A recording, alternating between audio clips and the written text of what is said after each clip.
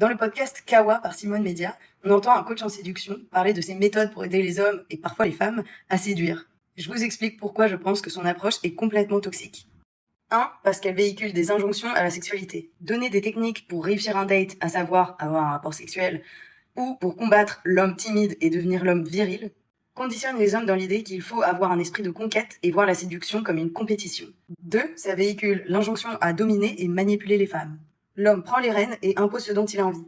Les coachs en séduction donnent des méthodes pour sexualiser les conversations et faire semblant pour faire bonne impression dans le but d'avoir un rapport sexuel. Par exemple, avoir des livres féministes ou sur la psychologie en évidence chez soi quand on reçoit une femme, ou faire des promesses d'avenir. Et 3. L'injonction à éviter la friend zone. L'idée qu'être ami avec une femme est un échec et n'est pas viril, ce qui réduit les femmes à des objets sexuels plutôt qu'à des êtres humains et à des objectifs à atteindre pour flatter son ego. C'est ce qu'on appelle la fuck zone.